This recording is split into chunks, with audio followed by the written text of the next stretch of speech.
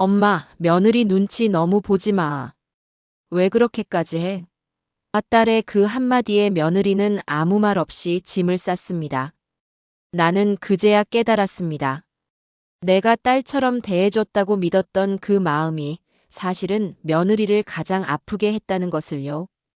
저는 올해 일흔을 바라보는 박순자입니다. 아들 하나, 딸 하나를 키우며 평생을 살아왔습니다. 남들이 보기엔 평범한 시어머니였을 겁니다. 그런데 요즘 들어 자꾸만 생각나는 게 있습니다.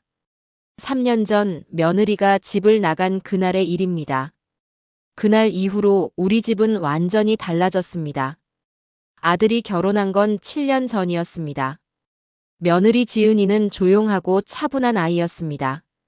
첫 인사를 나눌 때부터 예의 바르고 말수가 적었죠. 저는 속으로 생각했습니다. 참 얌전하고 괜찮은 아이네. 우리 아들이 좋은 사람 만났구나. 결혼식을 올리고 신혼집을 마련하고 그렇게 평범하게 가족이 되었습니다. 처음에는 다 좋았습니다. 명절에 오면 인사도 잘하고 제가 시키는 일도 군말 없이 했습니다. 그런데 문제는 제 마음속 깊은 곳에 있었습니다. 며느리는 며느리고 딸은 딸이라는 그 구분 말입니다. 저는 그게 당연하다고 생각했습니다. 누가 가르쳐 준 것도 아닌데 그냥 그렇게 살아왔으니까요. 딸 수진이가 집에 오는 날이면 저는 아침부터 부산했습니다. 시장에 가서 갈비를 사고 잡채 재료를 장만하고 딸이 좋아하는 반찬을 이것저것 준비했습니다. 부침개도 부치고 과일도 예쁘게 깎아서 내놨죠. 상을 가득 차려놓고 딸이 먹는 모습을 보면 그렇게 뿌듯할 수가 없었습니다. 엄마 맛있어. 역시 엄마 손맛이 최고야. 딸의 그 말 한마디면 하루 종일 움직여도 전혀 힘들지 않았습니다.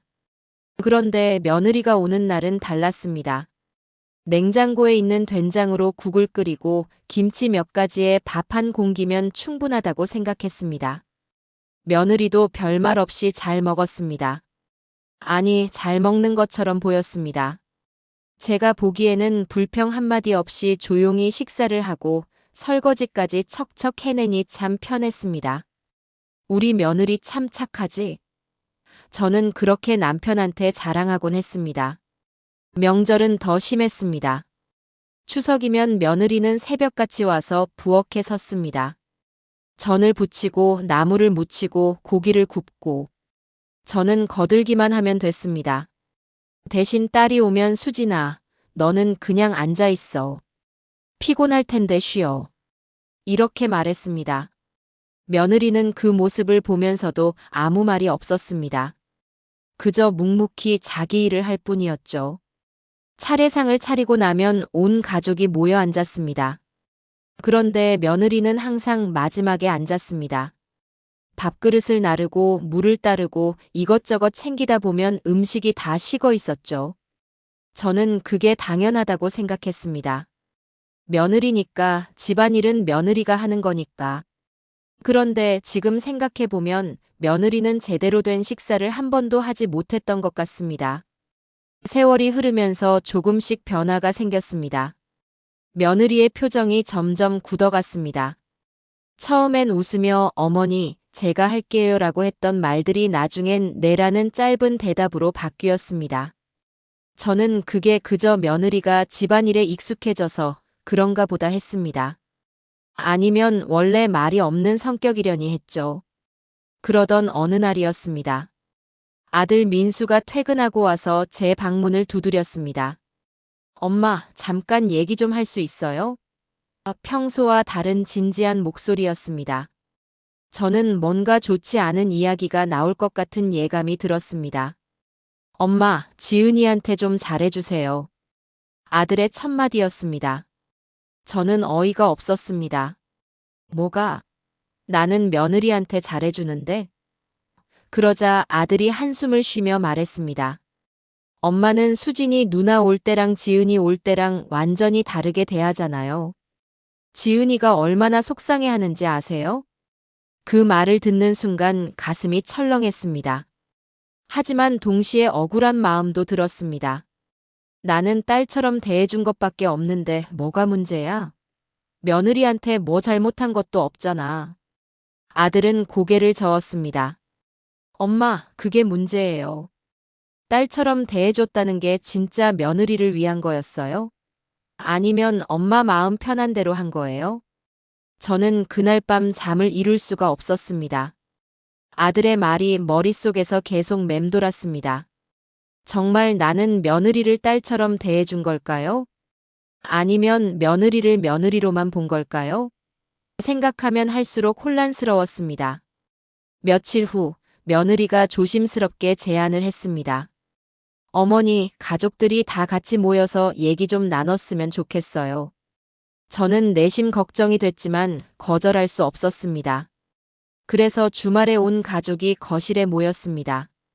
며느리, 아들, 그리고 딸 수진이까지. 며느리는 준비해온 종이를 꺼냈습니다. 떨리는 목소리로 말하기 시작했습니다. 저는 이 집 며느리로 들어온 지 벌써 7년이 됐어요. 그동안 정말 열심히 살려고 노력했어요. 어머니께 인정받고 싶었고 가족이 되고 싶었어요. 며느리의 눈에 눈물이 맺혔습니다. 그런데 저는 언제나 며느리였어요. 딸은 될 수 없었어요. 며느리는 그동안 느꼈던 감정들을 하나하나 이야기했습니다. 명절 때마다 혼자 부엌에서 일하면서 느꼈던 외로움, 가족들이 다 함께 웃고 떠들 때 혼자만 설거지를 하며 느꼈던 소외감 같은 손주를 낳았는데도 딸이 낳은 아이와 다르게 대우받는 것을 보며 느꼈던 서러움. 저는 그 말을 듣는 내내 가슴이 먹먹했습니다. 그때였습니다. 딸 수진이가 갑자기 끼어들었습니다. 엄마, 며느리 눈치 너무 보지 마. 왜 그렇게까지 해? 엄마는 엄마고 며느리는 며느리잖아.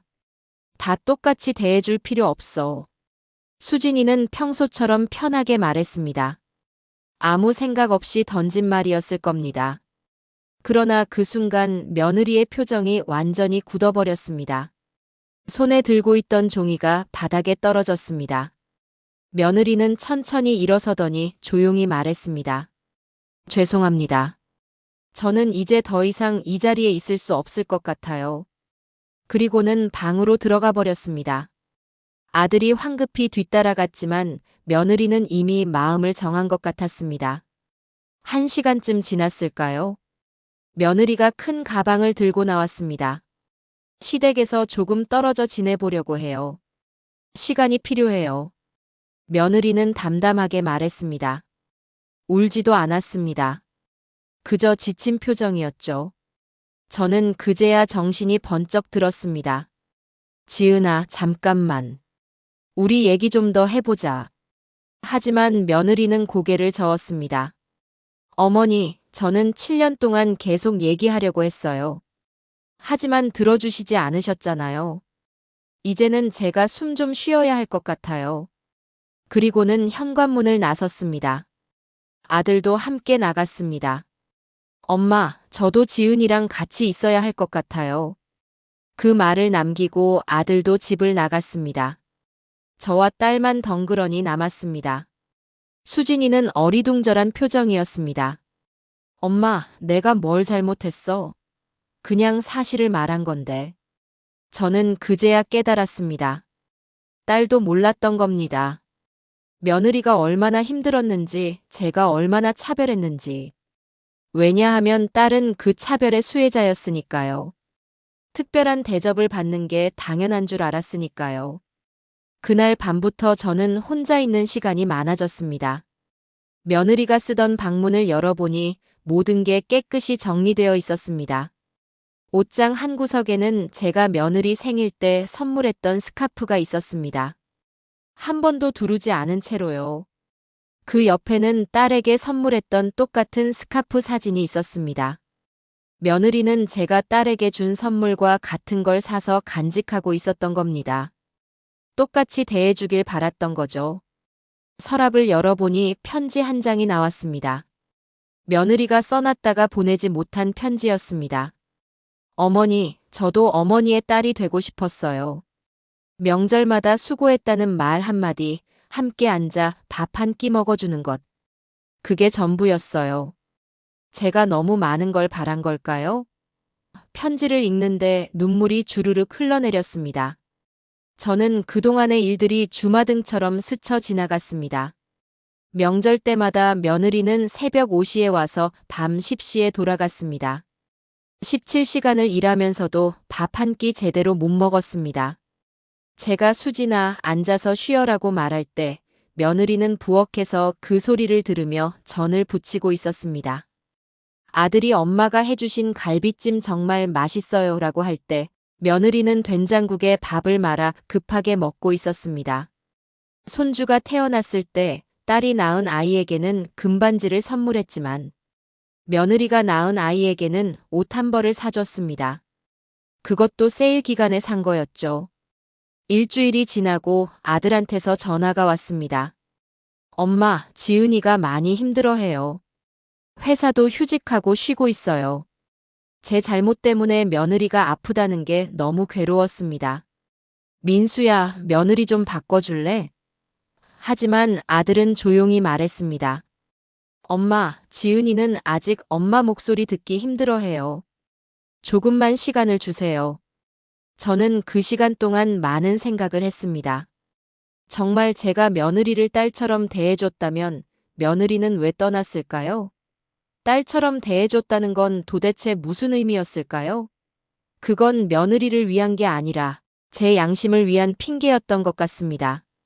저는 옛날 친구들을 만나도 예전처럼 며느리 자랑을 할 수 없었습니다.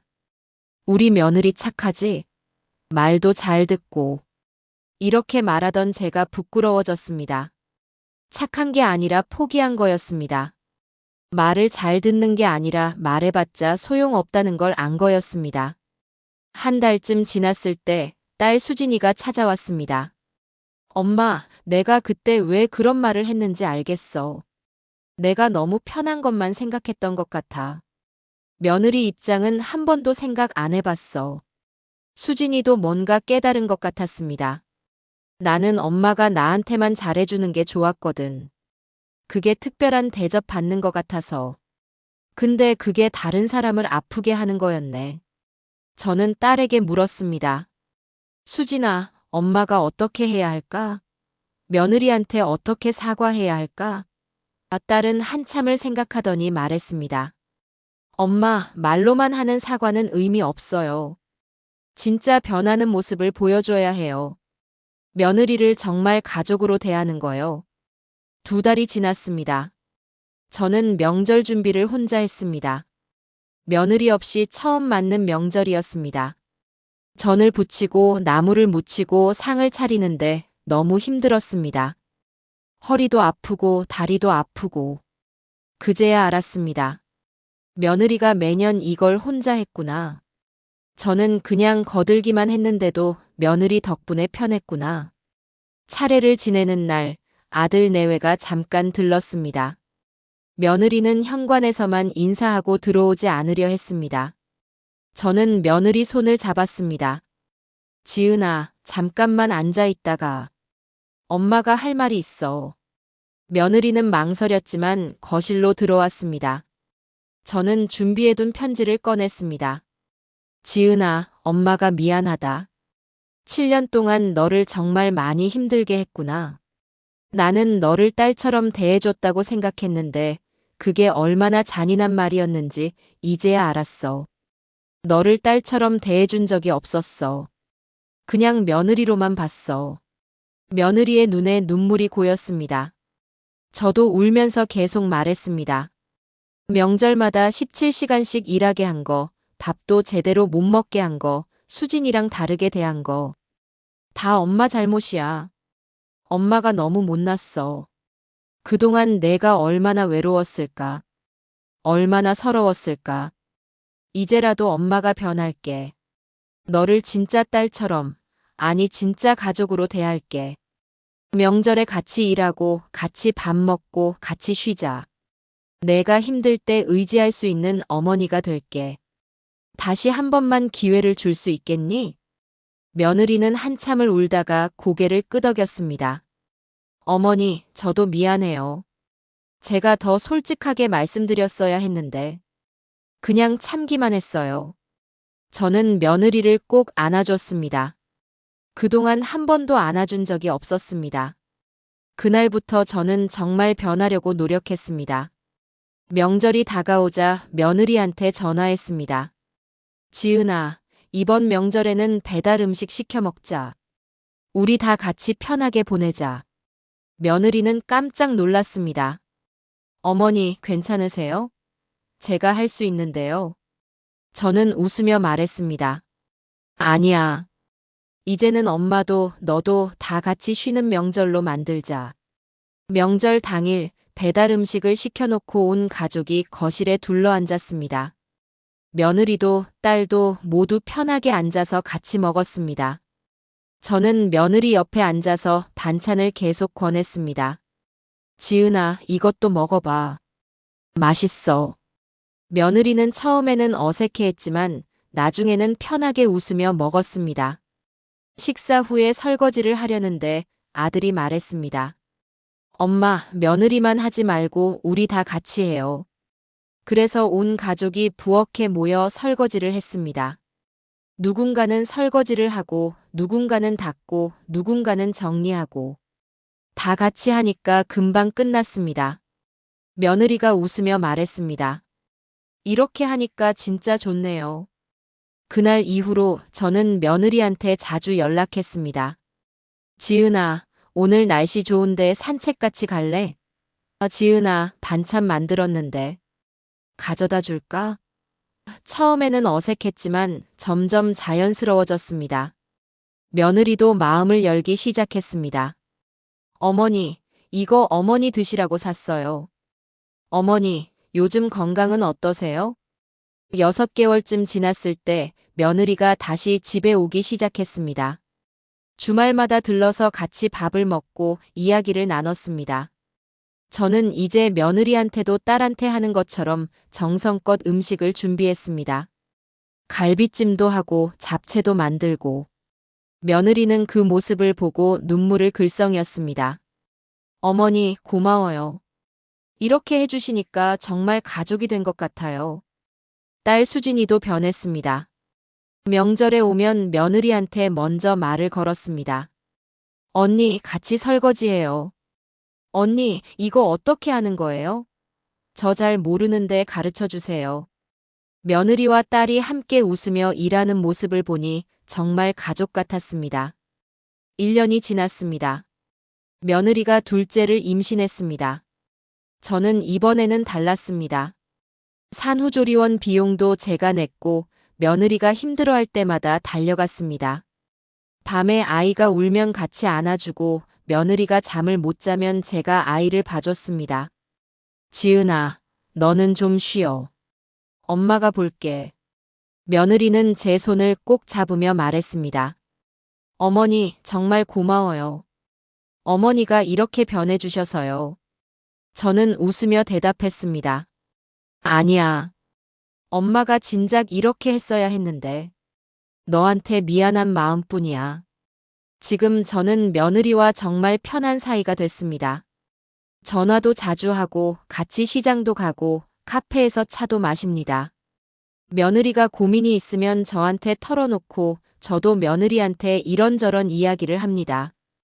진짜 딸처럼, 아니 진짜 가족이 된 겁니다. 얼마 전에 며느리가 그러더군요. 어머니, 사실 제가 집을 나갔을 때 다시는 안 올 생각이었어요.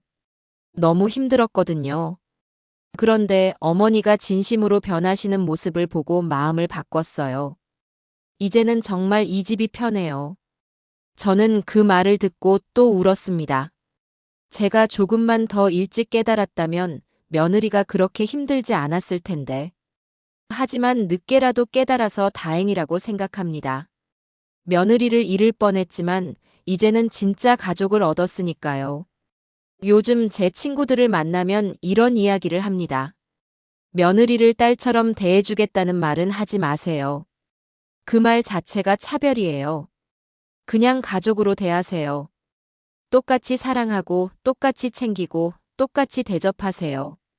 그게 진짜 가족이에요. 어떤 친구는 그게 어떻게 똑같아? 며느리는 남의 집사람인데 라고 말합니다. 그럴 때마다 저는 반문합니다. 그럼 사위는요? 사위도 남의 집사람 아닌가요? 근데 왜 사위한테는 잘해주려고 하세요? 그러면 다들 할 말이 없어집니다. 사실 며느리와 사위는 똑같습니다. 둘 다 내 자식이 사랑하는 사람이고 내 손주의 부모입니다. 그런데 왜 며느리만 다르게 대했을까요? 그건 그냥 오래된 관습이었고 잘못된 생각이었습니다. 저는 그걸 너무 늦게 깨달았습니다. 지난주에는 며느리 생일이었습니다. 저는 딸 생일 때 하는 것처럼 미역국을 끓였습니다. 예전에는 며느리 생일에 미역국을 끓여준 적이 한 번도 없었습니다. 그냥 생일 축하해라는 말 한마디면 끝이었죠. 하지만 이제는 다릅니다. 며느리가 집에 오자 상을 가득 차렸습니다. 미역국, 갈비찜, 잡채, 며느리가 좋아하는 반찬들. 며느리는 상을 보더니 눈물을 글썽였습니다. 어머니, 이렇게까지 안 하셔도 되는데요. 저는 며느리 손을 잡으며 말했습니다. 지은아, 너는 우리 집 소중한 가족이야. 당연히 이렇게 해야지. 밥을 먹으면서 며느리가 말했습니다. 어머니, 사실 제가 제일 원했던 게 이거였어요. 특별한 선물이 아니라 그냥 가족처럼 챙겨주는 이런 마음이요. 명절 때 같이 앉아서 밥 먹는 것, 생일 때 미역국 한 그릇 끓여주는 것. 이런 게 진짜 가족이잖아요. 저는 고개를 끄덕였습니다. 엄마가 그걸 이제야 알았어. 내가 원했던 건 대단한 게 아니었는데 엄마가 그것도 안 해줬구나. 정말 미안해. 며느리는 제 손을 꼭 잡았습니다. 어머니, 이제는 괜찮아요. 지금이 정말 좋아요. 요즘 저는 다른 시어머니들한테도 제 이야기를 자주 합니다. 며느리를 잃을 뻔했던 이야기, 그리고 어떻게 관계를 회복했는지. 많은 분들이 공감하더군요. 나도 그래. 며느리한테 미안한 마음이 있어. 나도 딸이랑 며느리를 다르게 대했어. 하지만 인정하는 것만으로는 부족합니다.